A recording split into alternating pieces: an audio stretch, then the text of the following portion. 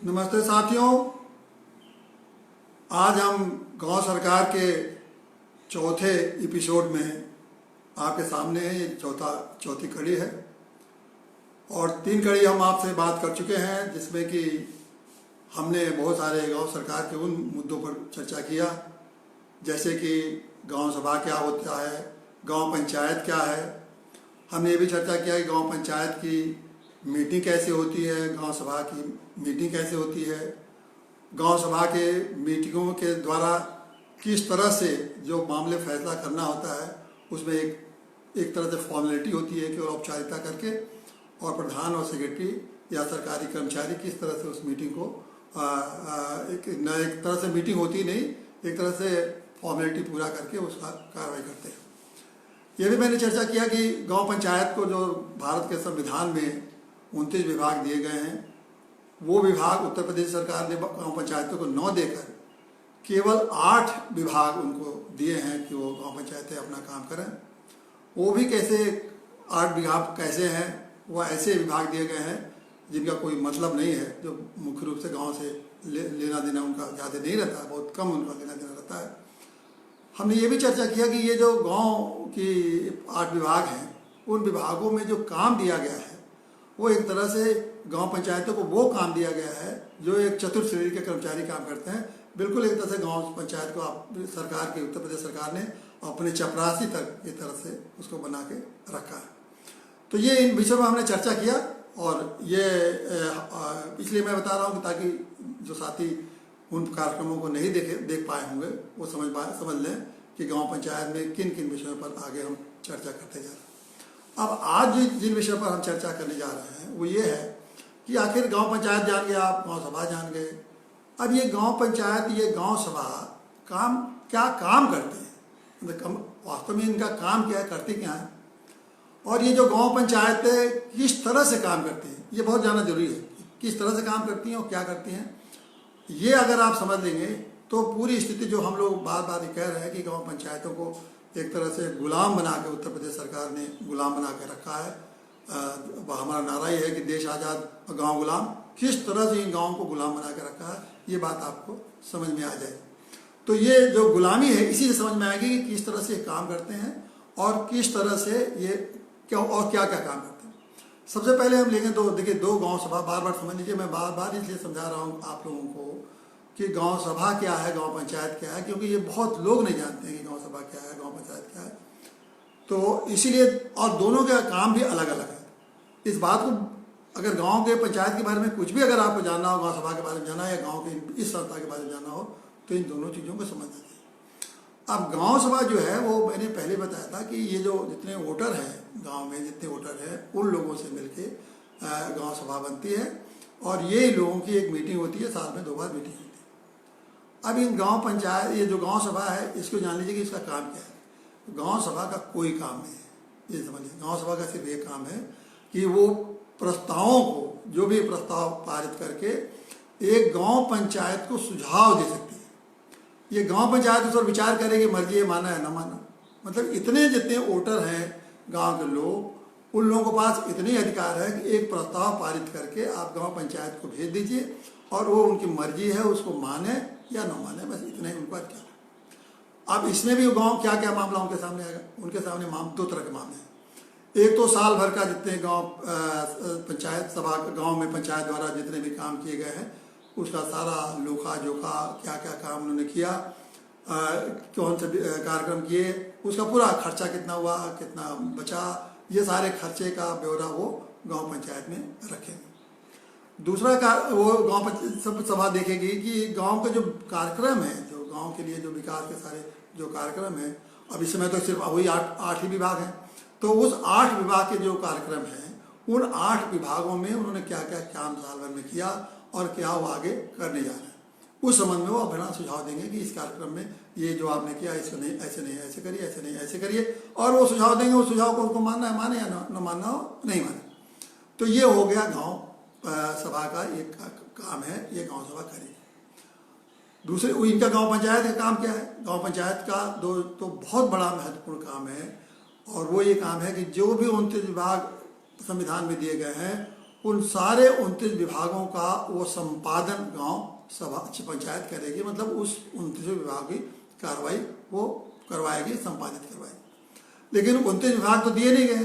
विभाग तो गांव से पंचायत को सिर्फ मैंने बताया पिछली बार कि सिर्फ 8 विभाग दिए गए हैं। तो सिर्फ इसका ये मतलब है कि सिर्फ 8 विभागों के कार्य का संपादन गांव पंचायत कराएगी और उनके संपादन के लिए वो एक व्यवस्था दी गई। तो 8 विभाग को पहले मैंने बता दिया आपको कि वो 8 विभाग क्या है कि प्राथमिक शिक्षा, माध्यमिक शिक्षा और जल संसाधन, समाज कल्याण, महिला कल्याण, बाल कल्याण, ये छोटे छोटे विभाग 8 विभाग का उनका काम दिया गया। तो उसी के संबंध में गांव पंचायत संपादन करने के लिए कार्रवाई करेगी। अब ये लोग कार्रवाई कैसे करेंगे? ये जैसे मीटिंग होती है ना, अब जैसे गांव सभा की मीटिंग हुई तो आप सभी जानते हैं जैसे मीटिंग की बैठक होती है कि अब गांव सभा की बैठक हुई तो प्रस्ताव पढ़ा जाएगा, ये प्रस्ताव है, पिछला प्रस्ताव ये था और उस प्रस्ताव में ये कार्रवाई हुई। उसके बाद सब लोग मिल कहेंगे हाँ इसको अनुमोदित किया जाए कि नहीं किया जाए, तो फिर उसको अनुमोदित हो जाएगा। उसके बाद प्रधान हस्ताक्षर कर देंगे, वो प्रस्ताव पारित हो गया। उसी तरह गांव पंचायत भी है, जितने पूरे पहले जो प्रस्ताव पारित हो गए उनका रखा जाएगा मीटिंग में। तो मीटिंग में कौन होगी गांव पंचायत की मीटिंग? प्रधान और जितने 9 सदस्य, यही तो गांव पंचायत है, तो उनके मीटिंग में रखा जाएगा। उस मीटिंग में ये प्रस्ताव जो पिछला प्रस्ताव है उसमें ये पूछा जाएगा कि ये कार्रवाई हुई और उसके बाद कहा जाएगा हाँ ये ठीक हुई, हम लोग अनुमोदित करते हैं और फिर उसे प्रधान दस्तखत करेंगे, वो कार्य करेंगे। तो ये कार्य करने की पद्धति है। लेकिन अब ये जो पंचायतें हैं, गांव पंचायत ने प्रस्ताव किया, उसको कार्रवाई संपादित करना है, कौन करेगा? इस काम को करने के लिए कोई ना कोई तो चाहिए ना भाई। किसी भी कार्यक्रम को इसको ऐसा समझिए कि मैं जैसे देश के प्रदेश स्तर पर बता रहा हूँ कि एक मंत्रिमंडल विधानसभा है, विधानसभा ने कानून पास कर दिया कि इस हिसाब से कार्रवाई होगी। उसके बाद ये कौन करता है? उसको विधानसभा के कानून का जो पारित हो गया उसके आगे कौन बढ़ता है? उस काम को बढ़ाने वाला है मंत्रिमंडल। समझ गया? मंत्रिमंडल होता है, मंत्रिमंडल उस पर विचार करती है कि ये प्रस्ताव विधानसभा ने हम ये कानून बनाया है, इसके तहत ये कार्य हमको करने हैं। तो वो जो मंत्रिमंडल है वो मंत्रिमंडल उसको अपना निर्णय देता है कि इसको ऐसे ऐसे करना है। और वो जो मंत्रिमंडल है उसके कार्य को जमीनी हकीकत पर लाने के लिए क्या है, आप सभी जानते हैं, विभाग है। जैसे मंत्री स्वास्थ्य विभाग है, कृषि विभाग है, पुलिस विभाग है, ये तमाम सरकारी तंत्र हैं। जैसे उत्तर प्रदेश में करीब जो विभाग हैं वो भी काफ़ी संख्या में 60-70 विभाग हैं। ये विभाग ये वो जो मंत्रिमंडल फैसला करता है, उस मंत्रिमंडल के फैसले को ये विभागों के द्वारा वो जमीन पे उतारा जाता है।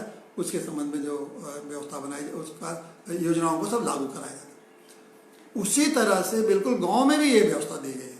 देखिए जैसे गांव सभा हो गई, उसको समझिए आप विधानसभा, वो गांव सभा हो गई, विधानसभा ने कह दिया कि भाई ये आपको होना चाहिए। अब आपको मानना है कि नहीं मानना है ये तो आपके मंत्रिमंडल जाने।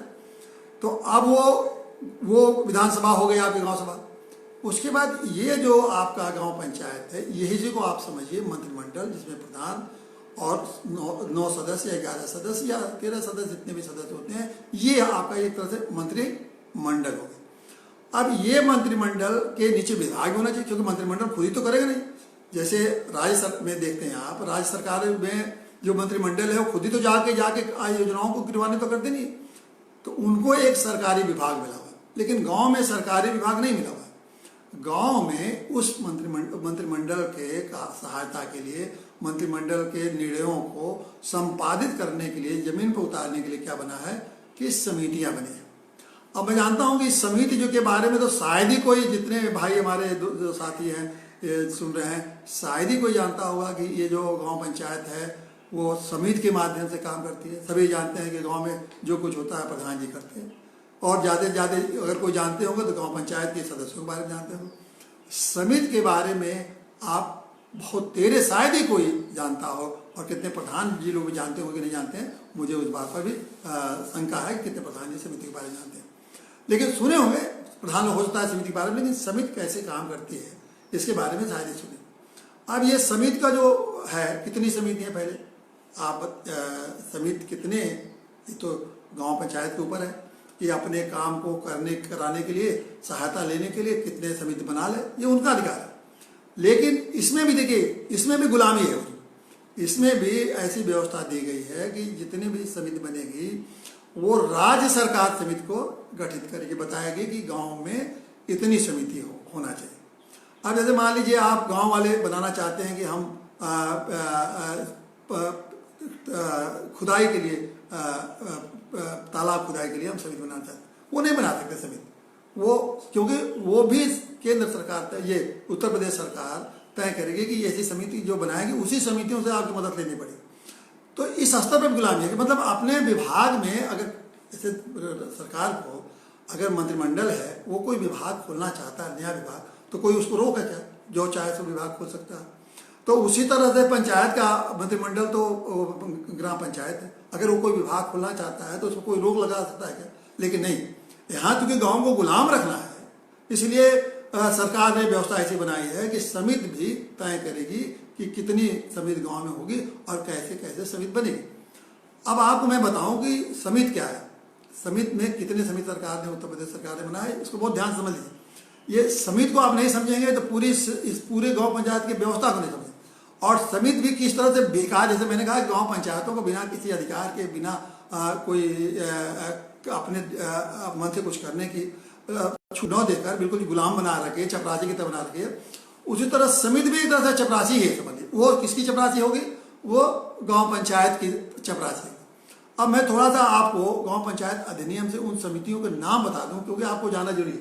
ये मेरे सामने गांव पंचायत अधिनियम है और इस गांव पंचायत अधिनियम के अंतर्गत जो समितियां बनाई गई हैं उन समितियों को मैं आपको बता दूं। ये जान लीजिए, ये है गाँव पंचायत अधिनियम। गाँव पंचायत में इसी के द्वारा सारी चीज़ें उसमें लिखी हुई हैं, आपको जानकारी होना चाहिए कैसे कैसे ये है।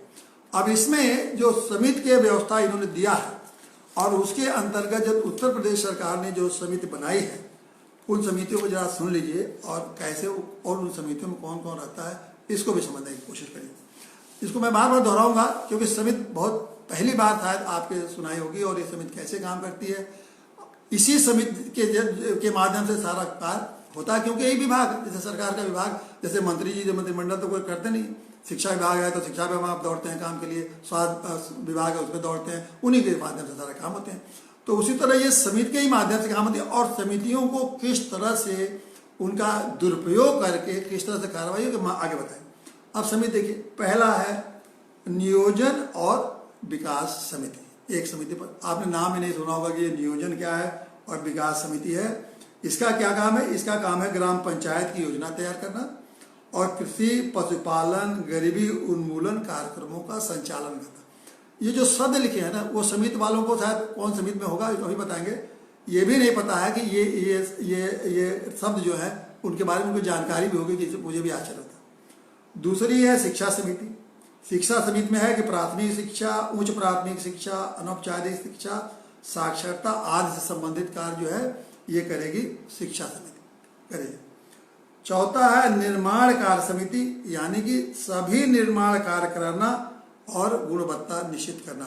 अब ये समझ लिया कि ये सभी गांव में जितने भी निर्माण कार्य हैं, जो कुछ भी नाली बनाया जा रहा है, खड़ंजा बनाया जा रहा है, स्कूल बनाया जा रहा है या जो भी गांव में निर्माण पंचायत कर रही है, ये सबका ये क्या करेंगे? इसका निर्माण कार्य कराएंगे और गुणवत्ता सुनिश्चित करेंगे। क्या इसका गुणवत्ता? फिर स्वास्थ्य एवं कल्याण समिति होगी। अब ये देखिए, स्वास्थ्य और कल्याण समिति क्या करेगी? स्वास्थ्य और चिकित्सा, स्वास्थ्य कल्याण संबंधी कार्य और समाज कल्याण, विशेष रूप से महिला एवं बाल कल्याण की योजना का संचालन, अनुसूचित जाति, अनुसूचित जनजाति तथा पिछड़े वर्गों की उन्नति का और संरक्षण, ये काम करेगी। उसके बाद प्रशासनिक समिति है। देखिए, प्रशासनिक समिति क्या करेगी कि कर्मियों संबंधी समस्त विषय, जितने भी कर्मचारी हैं वहाँ, उन कर्मचारियों के बारे में वो सब देखेगी कि कर्मचारी काम कर रहे हैं कि ठीक नहीं कर रहे। और राशन की दुकान का भी वही देखेगी, यही संबंधी प्रशासनिक समिति। और छठवां है जल प्रबंधन समिति। ये आपके 6 समितियाँ। अब इन समितियों में कौन होगा, ये बहुत ही महत्वपूर्ण बात है। ये समिति सरकार ने तो बना दी। इन समितियों में होंगे कौन लोग वो जानते हैं, कोई बाहरी व्यक्ति नहीं होगा। वो जो प्रधान और 9 सदस्य, 11 या 13 सदस्य होंगे, उन्हीं सदस्यों में से इस 8 समिति के लोगों को चुना जाएगा। आप समझ गए ना, कोई बाहर का नहीं होगा। ऑलरेडी आपको जो पंचायत है, ग्राम पंचायत, इसमें 9 सदस्य हैं, एक प्रधान जी हैं, कहीं कहीं प्रधान है, यहाँ तो अब प्रधान का पद खत्म हो चुका है। तो प्रधान और 9 समिति या 11 समिति जो सदस्य हैं, उसी में से 6-6 आदमी चुने जाएंगे। अब एक प्रधान जी उसके होंगे और बाकी सदस्य होंगे। इनमें से आप हर समिति के लिए 6-6 चुनिए। मतलब वही लोग जो ग्राम पंचायत में हैं, 6 समिति बनेगी, 48 एक तरह से लोग, उन्हीं को बार बार उन्हीं समितियों में कोई उसमें 9 आदमी होंगे, एक आदमी घटा दीजिए, 2 आदमी, और बार बार वही लोग इस समिति कहने के लिए व्यर्थ बेमतलब का। जब उन्हीं से काम लेना है तो सीधे उन्हीं को काम देते। ये समिति बना बना के उन्हीं को, कभी इस समिति में वही लोग, फिर उस समिति में वही लोग, फिर उस समिति में वही लोग, सब उसी समिति में रहेंगे। ये क्या, ये मजाक है कि नहीं? कितना बड़ा मजाक है कि वही लोग 48 बार वही लोग, मतलब 6 समिति है, 9 लोग हैं, पहले उस समिति में, फिर उस समिति में, वही बार बार समिति में बनाएंगे। ऐसे ही मतलब गांव के लोगों के लिए विभाग भी बनाना हो तो ऐसा विभाग बनाइए जो जानकार लोग हों, जो समझदार लोग हों, जिनमें कि गांव अच्छे ढंग से काम करते हों, उस क्षेत्र के बारे में जानकारी हो। अब प्रशासनिक समिति है, कर्मियों के संबंध में आपको जानकारी रखनी है। अब प्रशासनिक समिति में ये लोग क्या जाएंगे? प्रशासनिक समिति में मान लीजिए किसी खिलाफ कार्रवाई करनी है, डिसिप्लिनरी कार्रवाई करनी है, सचिव नहीं काम कर रहा है, उसको नोटिस देनी है, लिखित नोटिस देनी है, उसके खिलाफ एक्शन लेना है। ये उसमें कौन सा जानकार ये कर लेंगे लोग प्रशासनिक समिति में? ये पंचायत के सदस्य और जो चुन के गए। ये तो विभाग, जैसे अपने लिए तो आपने उत्तर प्रदेश सरकार और केंद्र सरकार बनाने के लिए विभाग में IAS, PCS और बड़े बड़े योग्य लोगों को रखा है। और गांव को क्या दिया है कि गांव के लोगों को, उन्हीं लोगों को जिनको सदस्य चुना गया, उन्हीं को आगे गांव भी चलाओ। मतलब एक भी उसमें जरा भी दूर तक आप समझ सकते हैं कि जरा भी समझदारी अगर इस देश के राज्य सरकारों को होती तो ऐसी समिति के गठन करने के बारे में कभी कल्पना भी करता। अरे उसमें ये कहते हैं कि कोई टीचर है, कोई गांव का रहने वाला प्रोफेसर है, कोई गांव में रहने वाले विद्वान लोग हैं, उनको समिति का बनाओ और उन समिति में उनको जिम्मेदारी दो कि गाँव को चलाएं और उनको देखो कि गाँव पंचायत उनके काम को ठीक ढंग से कर रही है कि नहीं कर रही है। लेकिन अब गुलामी कैसे रखना है? क्योंकि आपको असली अधिकार तो गांव पंचायत को मिला। अब गांव पंचायत के लोगों पर आपका पूरा कब्जा है, तो गांव पंचायत के लोगों पर पूरा कब्जा है, तो ये लोग समिति वाले जो जिनको आपने दिया है काम करने के लिए, इन पर भी पूरा कब्जा जमाना है ताकि वही आदमी रहेंगे। तो ये बिल्कुल इनको भी चपरासी के ही तरह से बनाए। अब ये समिति को जो काम करेगी वो समिति अपना ग्राम पंचायत के सामने रखेगी, ग्राम पंचायत समझेगी काम ठीक हो रहा है या नहीं हो रहा है। आप ये बताइए, कभी आपने किसी समिति को बारे में देखा है? उसको कौन सा, उसकी भी मीटिंग सब महीने में एक बार होगी, वो भी अपना प्रस्ताव बनाएगी, उसके भी व्यवस्था वही बना दिया है आपने कागज में। जैसे गांव पंचायत काम करेगी कि प्रस्ताव लाएगी, प्रस्ताव पर पास होगा, फिर बहुमत से प्रस्ताव पास होगा, फिर उसको प्रस्ताव को जो कार्य किया रहेगा गाँव पंचायत उसका निर्णय लेके देखेगी क्या हो रहा है। इस तरह से गाँव पंचायत आप देखिए काम करती है, यानी कि कुछ नहीं करती है। काम करती क्या है? या गांव पंचायत को इसको कहिए कि कुछ नहीं करती है इस तरह से। लेकिन कागज में आपने दिखाया जैसे कि गांव पंचायत, गांव सभा, गांव पंचायत द्वारा बनाई गई समिति, ये सब ऐसा काम कर रही हैं जैसे कि लग रहा है कागज में कि जैसे देश में डेमोक्रेसी बिल्कुल ग्रॉस रूट तक, बिल्कुल जमीनी स्तर तक हर चीज बिल्कुल गांव के लोग उसमें शामिल होते हैं और उस व्यवस्था को चलाते हैं, जबकि दूर दूर तक गाँव के इसमें शामिल नहीं होते। एक समिति और है, उसको जान लीजिए कि भूमि प्रबंधक समिति। अब भूमि प्रबंधक समिति एक ऐसी समिति है जो कि इनके वो भी एक बनाई जाती है। भूमि प्रबंधक समिति में यह है कि जितने गांव के जमीन मामले हैं वो ये जो संबंधित जो जितने मामले हैं वो भूमि प्रबंधक समिति देखेगी और उसमें उसके नियम है जिम्मेदारी के एवोल्यूशन एक्ट के तहत में जो खेती के संबंधित मामले वो दिखती है और वो व्यवस्था चलती है। वो अलग से उसको अधिकार दिए गए हैं उस संबंध के लिए, वो कानून के अधिकार से काम करती है। मतलब इस तरह से जो राज्य सरकार जो बनाए है उसके तहत नहीं काम करती है, लेकिन उसके एक भू प्रबंधन समिति से मतलब एक रेवेन्यू से उससे ज़्यादा ताल्लुक आता है, रेवेन्यू विभाग से, राजस्व से, इसलिए उसको देखती है। तो ये आपके गाँव की समितियाँ।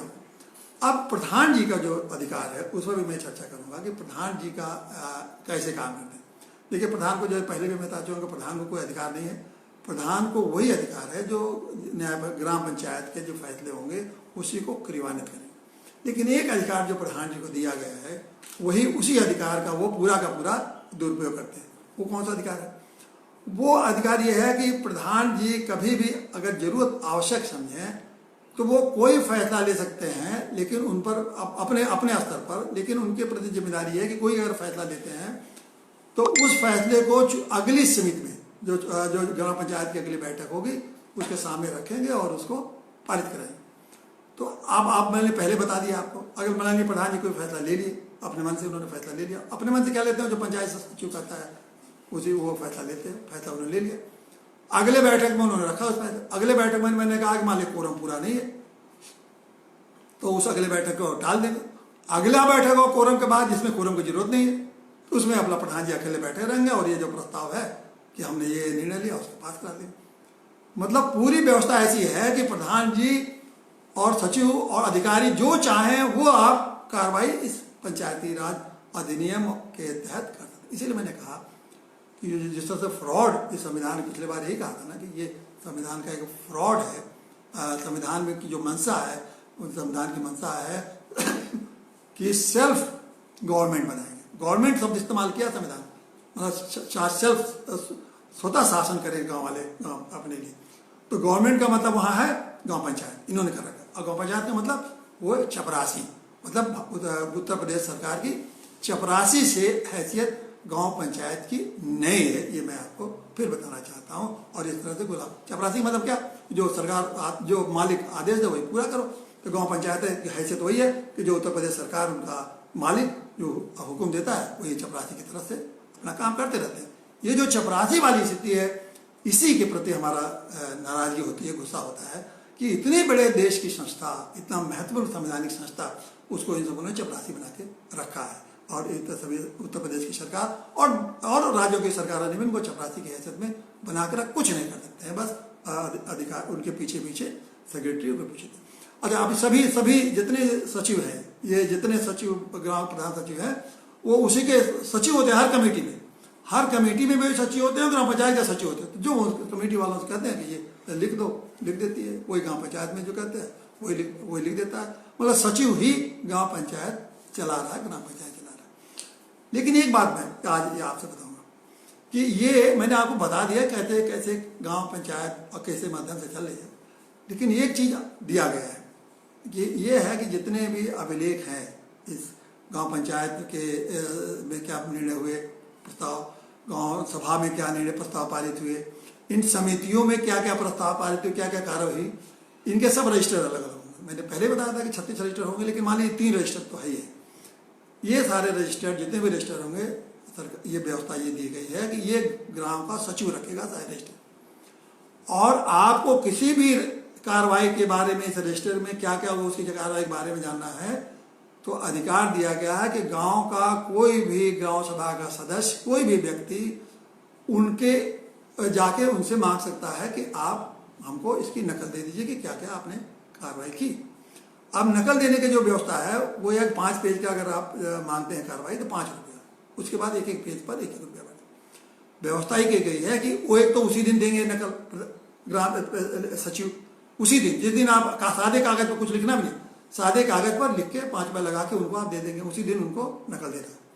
अगर वो नकल नहीं देते हैं तो 3 दिन में उनको नकल देनी ही देनी है। अगर 3 दिन में नहीं नकल देंगे तो पंचायत सचिव पर कार्रवाई हो सकती है। तो मैं आपसे ये कहता हूँ साथियों कि आप जो है जहाँ जहाँ पूछिए, सवाल करना शुरू करिए। पहले भी मैंने बताया था कि आप सूचना के अधिकार में पूछ सकते हैं, लेकिन ये तो सीधा अधिकार है। इसमें आपको सदस्य पूछिए कि गांव पंचायत में पिछले बार में कब बैठक हुई, कहाँ व्यवस्था दी, आप उसका नकल दीजिए, 5 रुपये लीजिए। अगर यही मांगना शुरू कर देंगे आप तो ये जो गांव पंचायत की सारी पोल खुल जाए कि कैसे ये सरकार, ये गांव पंचायतें कैसे काम करती है और किस तरह से इसको चपरासी की तरह से ये सब का देश में चला रखा है, सारे पोल आगे खुल जाएंगे।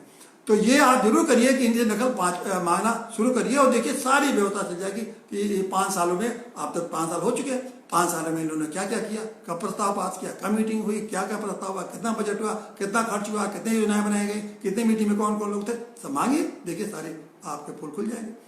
तो ये जो व्यवस्था है इससे आपको सारी जानकारियां हो जाएगी। अब साथियों मैं समझता हूं कि ये आपको सारी बातें आपने एक तरह से ये समझ लिया।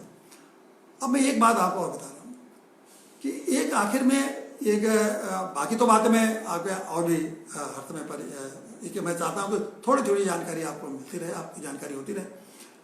अब ये बताइए कि हमारे देश के प्रधानमंत्री मोदी जी हैं। मोदी जी ने मन की बात कितनी बार की होगी 5-7 सालों में? हमें कि आज मुझे आश्चर्य होता है कि आखिर में मोदी जी ने कभी मन की बात में ये इतनी बड़ी संवैधानिक संस्था जो गांव है के इस गठन और इस व्यवस्था पर उन्होंने क्यों नहीं बात की? मुझे इस बात पर बड़ा हैरत होती है कि इतने विषय पर उन्होंने बात की और जो ये संविधान की एक बेसिक संस्था इतना जिसकी कि ये दुरुस्ता हो चुकी है, जिसको कि सरकारों ने चपरासी बना कर रख सका है, उनका कोई गांव के लोगों के इनके लिए बनाए गए थे, इसीलिए मैंने आज जिनके लिए बनाए गए थे, जिनको व्यवस्था चलानी है, इसीलिए आज के विषय में यही तो रखा है कि गांव हमारा राज तुम्हारा नहीं चलेगा। अरे भाई, गांव हमारा है और राज तुम्हारा चला रहा है, यानी कि हम गांव को हम चल रहे हैं और हमारा कोई कहना नहीं है, राज उस ऊपर से तुम राज चला रहे। तो किस बात के मेरा गांव है? हमारा संविधान कह रहा है कि नहीं, गांव आपका भी है, आप ही का गांव है और आप ही को उसको शासन चलाना है। और हमारा हालत यह आपने कर रहा है, गांव हमारा राज आपका चल रहा है। तो इसीलिए कहा कि हम गांव हमारा राज तुम्हारा नहीं चलेगा, नहीं चलेगा। मैंने इसीलिए आज इस बिंदु को उठाया है कि ऐसे नहीं चलेगा, राज तुम्हारा नहीं चलेगा, अगर हमारा गांव है तो हम चलाएंगे। तो ये मोदी जी को भी देश के लोगों को समझाना चाहिए था कि भाई ये देश के लोगों को मन की बात बताना चाहिए कि नहीं, मैं आपका राज आपका गांव है तो आपका राज में नहीं, ऐसा नहीं हुआ कि राज दूसरा कोई चलाएगा, आपको मैं राज दूँ।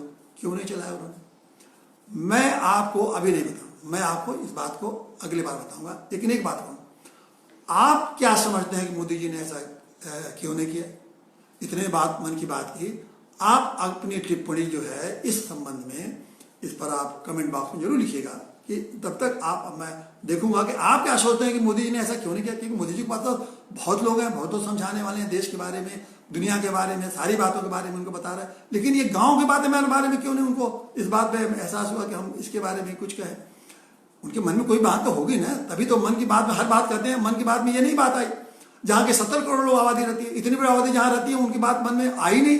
तो कोई ना कोई तो बात होगी उनके मन में छिपी हुई बात, जिसके नाते वो ये नहीं कहना चाहते।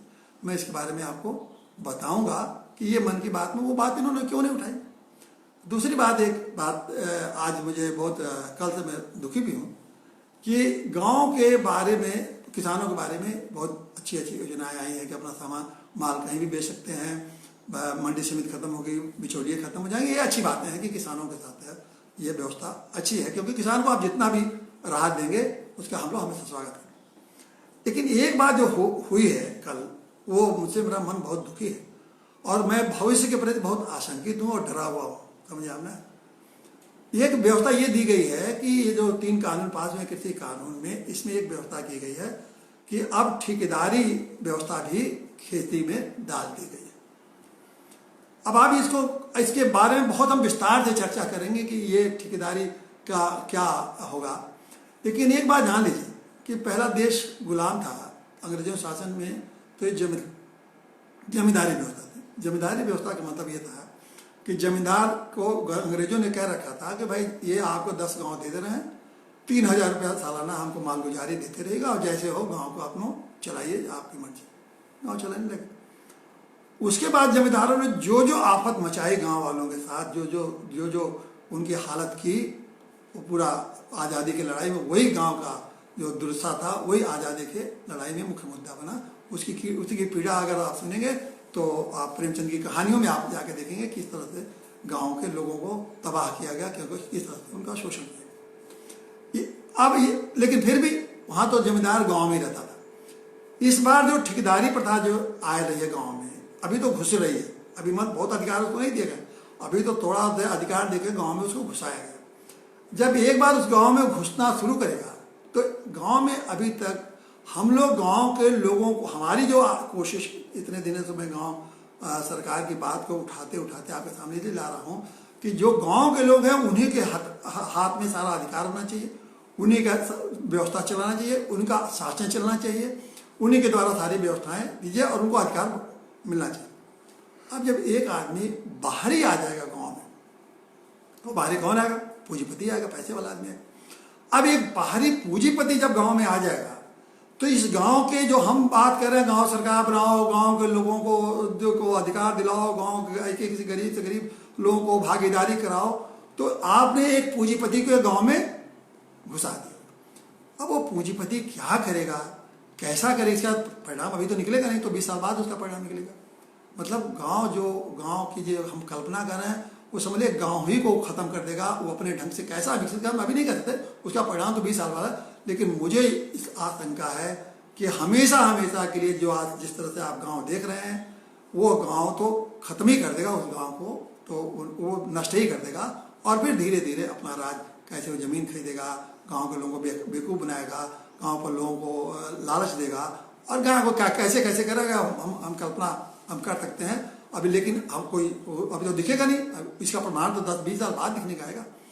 तो ये इस पर आप जरूर सोचिए। इस पर भी मैंने इसलिए कहा कि इस पर भी सोचना जरूर करिए कि ये मैं समझता हूँ, ये जो हमने नारा दिया है, गांव हमारा राज तुम्हारा, अरे गांव हमारा राज तुम्हारा, तो अब तो अभी मैं 5 आपको कितने गुलामी की बात बता चुका हूँ, 5 गुलामी की बात बताऊँ ना, कि पहली गुलामी कि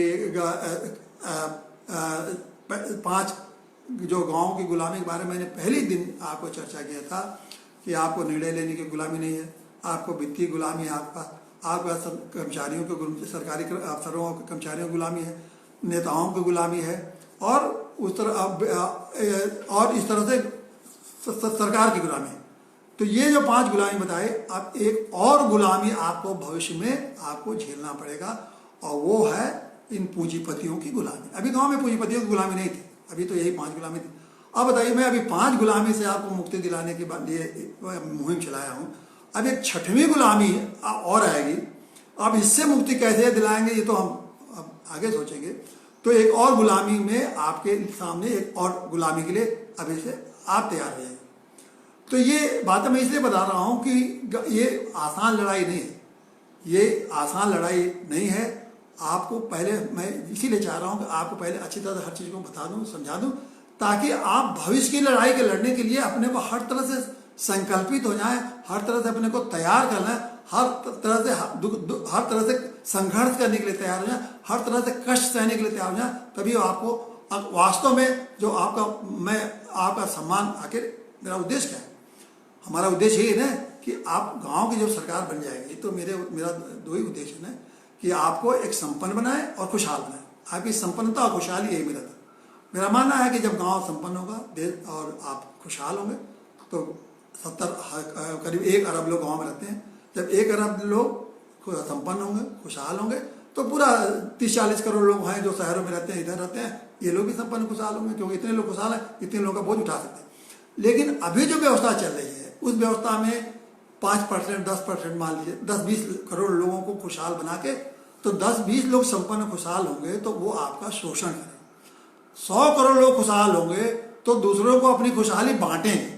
लेकिन एक जान लीजिए, ये 5 और 10 करोड़, जैसा कि इस समय पूरी व्यवस्था चल रही है, 5-10 करोड़ लोगों को खुशहाल और संपन्न बना दो, तो ये जो 5 करोड़ और 10 करोड़ या 20 करोड़ लोग भी मान लीजिए, हम कहते हैं 20 करोड़ लोग खुशहाल, संपन्न और खुशहाल हो जाए, ये 20 करोड़ लोग अपनी खुशहाली बनाने के लिए बाकी 100 करोड़ का शोषण करेंगे, उनका दोहन करेंगे, उन पर राज करेंगे, उनको हर तरह से दबाएंगे वो। और ये इसी को लड़ने के लिए, चाहे इसी को खत्म करने के लिए हम कहते हैं कि जब 100 करोड़ लोग संपन्न खुशहाल होंगे, तो ये आशंकाएं हमेशा के लिए निर्मूल हो गई।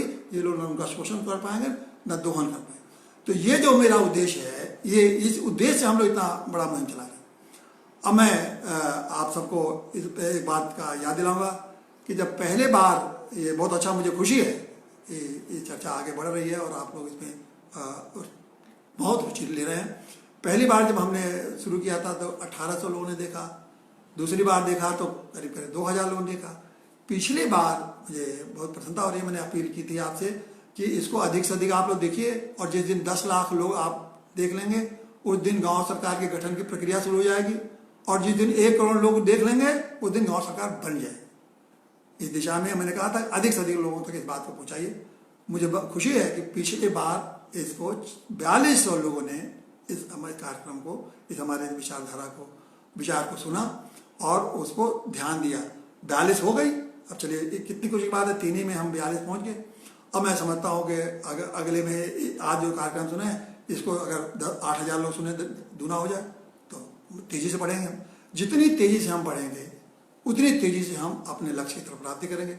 बहुत अब मुश्किलें और बढ़ रही हैं। मैं 5 गुलामी के सामना करना था मुझे, अब 6 गुलामी का सामना करना पड़ेगा। तो कितनी ताकत चाहिए। और वास्तव में पूंजीपतियों से लड़ना तो सबसे मुश्किल काम होता है। उनसे लड़ना तो कोई आसान काम नहीं है, समझिए सबसे मुश्किल काम पूंजीपति। तो वो लड़ाई तो और बड़ी लड़ाई होगी। तो इसलिए है कि मेरी ये कोशिश है कि अधिक से अधिक लोगों तक इस बात को पहुंचाइए। कोशिश करिएगा अधिक से अधिक जितना जल्दी हो, क्योंकि बहुत इंतजार हम नहीं कर सकते हैं। जिस तरह से अब ये चीज़ें घटित हो रही है तो अब इंतजार कर नहीं सकते हैं। अब इस विचार के साथ कि इस हमेशा मन में याद रखिए कि गांव हमारा, राज तुम्हारा, नहीं चलेगा, नहीं चलेगा। धन्यवाद साथियों।